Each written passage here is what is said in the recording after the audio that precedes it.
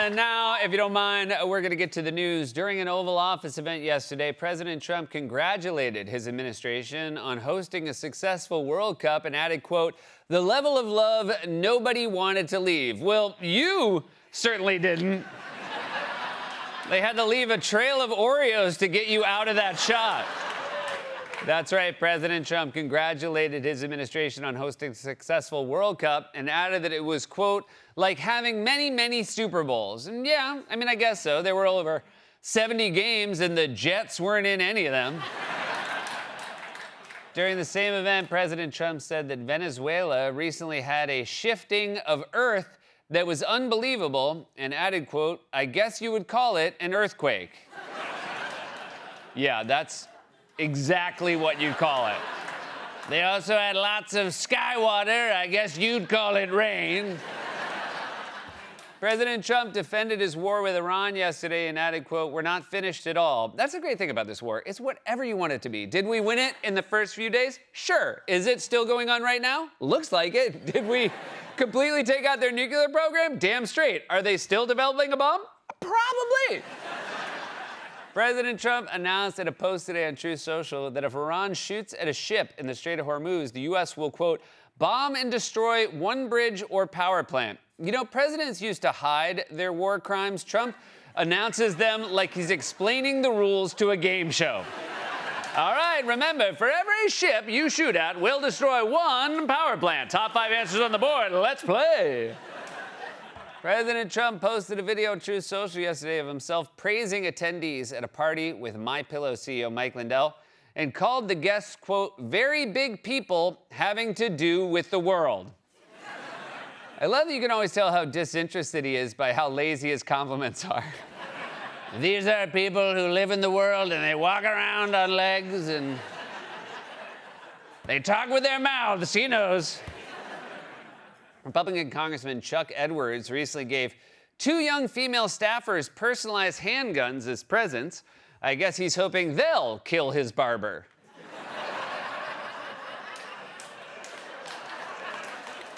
Health and Human Services Secretary Robert F. Kennedy Jr. yesterday defended his agency's handling of the nationwide cyclospora outbreak causing explosive diarrhea, but it was tough to hear him through the door. President Trump is set to speak next week at the late Senator Lindsey Graham's funeral service, and I, for one, can't wait to hear his thoughtful, heartfelt update on the presidential ballroom. According to a new survey, 66% of employees have pretended to be productive at work. Something, something, punchline.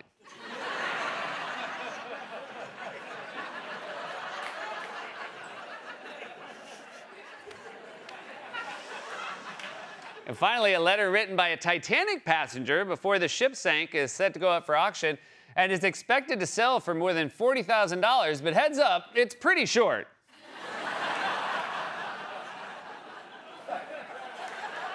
And that was a monologue, everybody! Got a really good show for you tonight. You know her from Girlfriends, Blackish, and American Fiction. She's starring on Broadway in Every Brilliant Thing over at the Hudson Theater through August 9th. And be sure to check out the second season of her show, Solo Traveling with Tracee Ellis Ross, streaming now on the Roku channel. Tracee Ellis Ross is back on the show, everybody. And you know him from Beauty and the Beast and the Fast and the Furious franchise, as well as shows like 9 Perfect Strangers and The Alienist. He received a Tony nomination for his performance in Richard O'Brien's The Rocky Horror Show, now playing on Broadway in Studio 54 here in New York City. Luke Evans is also joining us. A couple of Broadway babies. The form we get. So all of that, Donald Trump lashed out at Canada for no apparent reason, but gave China a pass after he claimed they meddled in the 2020 election while he was president. For more on this, it's time for a closer look.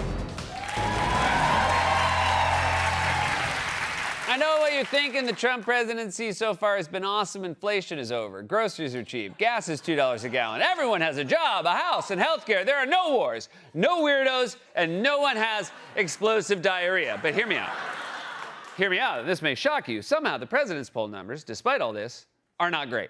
Net approval rating for 21st century presidents in term 2. At this point in term 2, where do we see Trump at? Well, he's 22 points below water. Where was Barack Obama at this point in term number 2? He was only 8 points below water. How about George W. Bush? We were in the middle of the Iraq War at this point. Bush was 20 points below water. President Trump is in the worst position of any 21st century president at this point in term number 2. Trump is doing worse than Bush during the Iraq War. And remember, Bush had a pair of shoes thrown at him. That was the moment you could tell Bush played baseball. He reacted to that first show like, that's inside. My favorite moment was when Secret Service ran out after the second shoe and Bush put his hand out as if to say, I think we're good. If I understand shoes, the coast is now clear. Trump, on the other hand, has zero agility. If someone threw a shoe at him, he'd still have a mark. And the sole of the shoe would be a mess. Or perfectly painted. Or just perfectly painted. This has nothing to do with politics, by the way. The man is not agile. He's the only person I've ever seen dance strictly with his upper body. Trump's only hope is that if people start throwing shoes at him, he might be able to punch them away like Super Mario.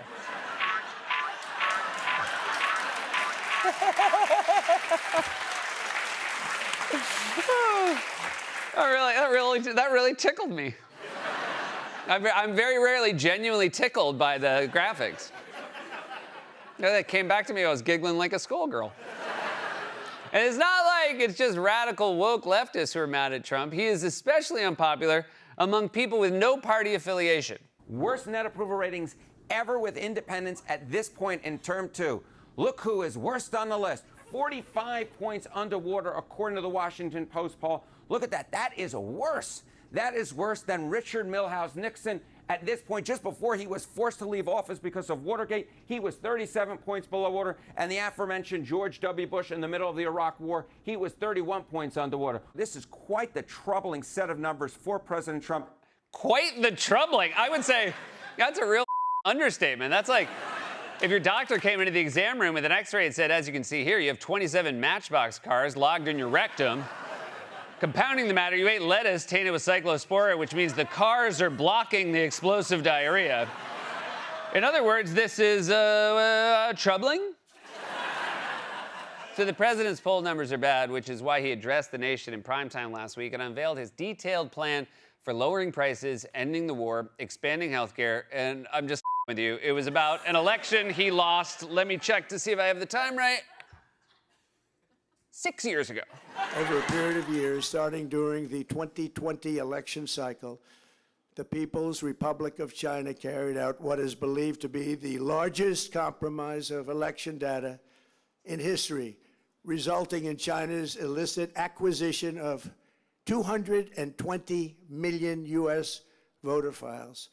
That information includes names, addresses, phone numbers, political party preferences, and other sensitive data. The Chinese government's strategy against the United States was focused on undermining domestic confidence in the U.S. president. They wanted to just make you sound like your president wasn't so hot. Well, if that was their plan, it worked.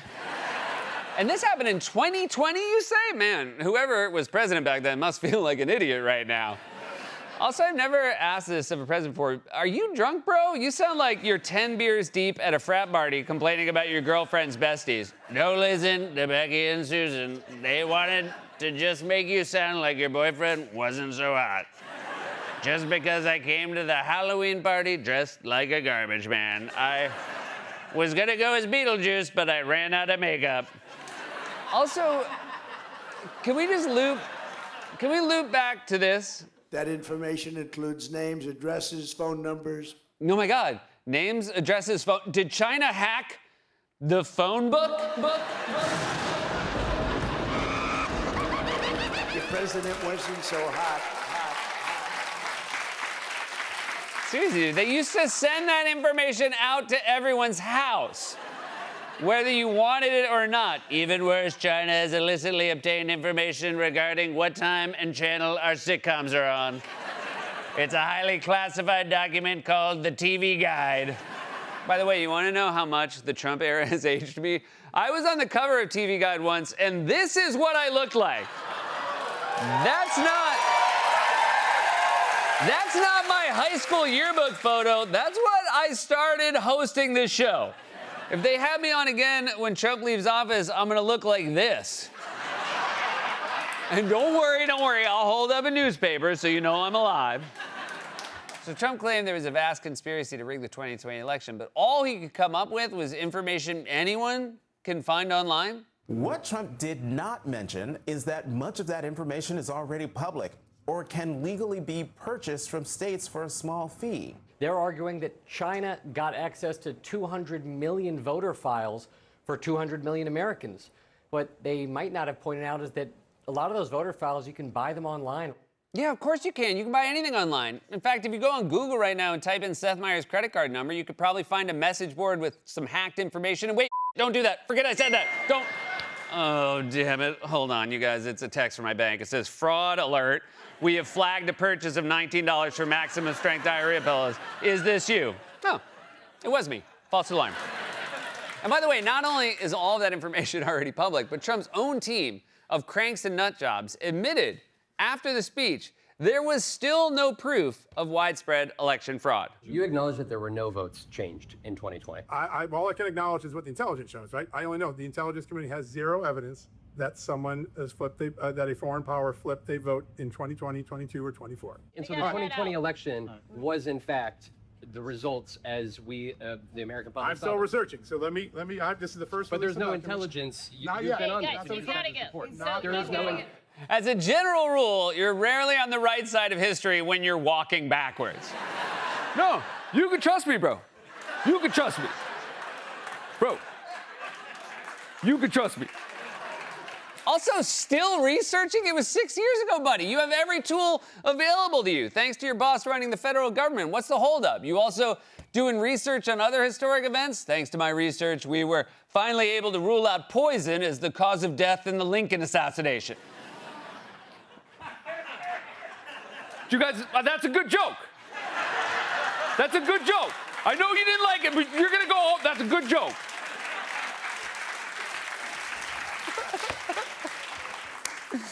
That one was my fault. The point is, Trump called a primetime address from the White House to publicly accuse China of meddling in the 2020 election, specifically to hurt him. So I have to assume there are going to be some major consequences for this nefarious behavior. You better watch out, Xi Jinping. Donald Trump is on to you. Mr. President, are you planning on putting any pressure or consequences on China for what you announced about them meddling in the 2020 election? Well, we're going to talk to them about it. It took place a long time ago. I think China is maybe a little bit different today than it was then. But look, they do things and we do things to them. I'll be honest. We do things to them, too. It's not a one-way street. We do things to them, too? It's not a one-way street? Where was this in the primetime address? This is good TV. You tell us how they with you, then you tell us how you with them. The back and forth, that's what they want. No one would watch a show called The Real Housewife. You're the one who called the primetime address to talk about this. I thought the whole point was to lay out the evidence that someone meddled in the election you lost, and now you're saying you don't care. This is like Barack Obama had called the primetime address and said, tonight I can report the United States has conducted an operation that found Osama bin Laden and told him, no harm, no foul. A long time ago. So Trump decided to take it easy on China. That's because he's got bigger fish to fry, more nefarious enemies like Russia or Saudi Arabia, or hold on, I'm getting a bad feeling about the next word I'm about to read. Canada. The Trump administration is imposing a new round of tariffs on Canada. The 50% tariffs would cover some $20 billion worth of Canadian imports on goods ranging from cement to hockey sticks. Hockey sticks. So you're just a total dick. You might as well slap a tariff on Molson, maple syrup, and the concept of apologizing. That is such an insult to Canada. It's like Canada imposing a tariff on something that's quintessentially American, like, I don't know, gambling or crypto, or gambling on crypto while you sit in the toilet because you made the mistake of thinking it was safe to eat lettuce from Taco Bell. That's gambling. Seriously, where is this animosity toward one of our closest allies and neighbors coming from? Canada's been very, very tough on us over the years, for many years, and no other president's done anything about it. I told him, you got to stop these fires from coming in and, poisoning our air. Our air's been poisoned.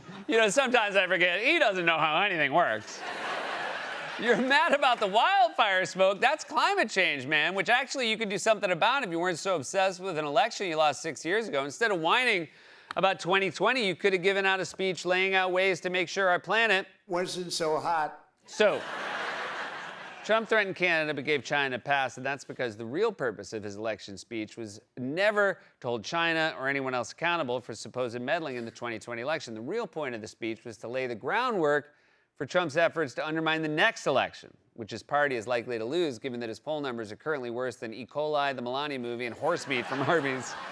I'm just kidding. Arby's does not use horse meat, it's possum meat, and their supplier is RFK Jr. The possum piler is my favorite midnight snack because it increases your sperm count by 50%. You can trust me. So now Trump is demanding that Congress pass a restrictive new voting law that could disenfranchise millions of Americans. If passed, the Safeguard American Voter Eligibility, or Save America Act, would transform voting in this country in two major ways. It would require all Americans to prove U.S. citizenship when registering to vote, and it would require all voters to show an ID when voting in person or by mail. But requiring ID documents like passports and birth certificates could disenfranchise millions of people. About half of Americans don't have passports, and many do not have a copy of their birth certificate. Yeah, who the hell knows where their birth certificate is? I certainly don't. I'm guessing mine's in a manila folder somewhere in my parents' house between takeout menus and photos of my brother Josh with his favorite talk show host, Jimmy Kimmel. By the way, my brother knows where his birth certificate is, framed on my parents' wall. Oh, there's no hiding who the favorite son is at the old Myers house. No hiding it at all. Seriously, can you imagine having to scrounge together these documents just to exercise your constitutional right to vote? If you don't have a passport, it takes months to get one. And if you get a new one in D.C., it's gonna have Trump's terrifying face on it. So now I gotta carry around a haunted passport in my pocket? This looks like something from a horror movie where you have 7 days to book a trip to Portugal or you die. Now, I'm sure you've heard all kinds of dumb arguments for mandatory voter ID laws, like this one. You have voter ID to buy a loaf of bread. You have ID to buy a loaf of bread. What? ID to buy? Where are you buying your bread? At the club? Yeah, let me get a tequila and soda and 2 baguettes. Actually, how hungry is that? You know, let's make it 3 baguettes. Now, I thought that was the dumbest argument I'd ever heard for voter ID, but then Republicans one-upped themselves. GOP Senator Mike Lee said American elections should not be less secure than Olive Garden's endless pasta. They're not. I assure you, you don't need your birth certificate at Olive Garden. For one thing, when you're there, your family, in fact, they might have your birth certificate. Although they're Italian, so they don't need a birth certificate. I don't need a piece of paper to tell me when my bambino was born. But whatever. Also, they're probably not Italian. But whatever, it's a very stupid talking point, a dumb post from an idiot senator, too juvenile to take seriously, and I'm sure that is the end of that, right? Nowadays, if you want to go to Olive Garden and get unlimited pasta, you got to show a picture ID. Heck, you even need to present a voter ID to utilize the Olive Garden's never-ending pasta pass. Olive Garden takes pasta pass security more seriously than Democrats are taking election security. Do we have a situation where breadsticks are more secure than ballots? For God's sake, you can't go get pasta at Olive Garden without a picture ID. Why not be able to show a picture ID to vote? Because unlimited pasta isn't a constitutional right, you bozos. Voting is different than other things. It's different. There's different rules. It's why the State Fair teacups have a sign that says you must be this tall to ride and polling places don't. It's why you never say, how come I gotta wear a costume to go to Doug's Halloween party, but I can just walk in to vote in my street clothes? And how come Doug's such a stickler about it? How come last year he told me I couldn't come in because garbage man is my job and it doesn't count as a costume, so I had to wait outside while my wife went into the party? And how come she forgot to send a plate of food out for me like she promised, so I had to drive to Olive Garden to eat, but they wouldn't let me in because I didn't have my birth certificate? The president's poll numbers are the lowest on record, and the reason is simple. He spent the entire campaign claiming he'd end wars and bring down prices, and he's done the opposite. Meanwhile, he's still whining about an election he lost 6 years ago because his brain, much like our air, has been poisoned. This has been a closer look.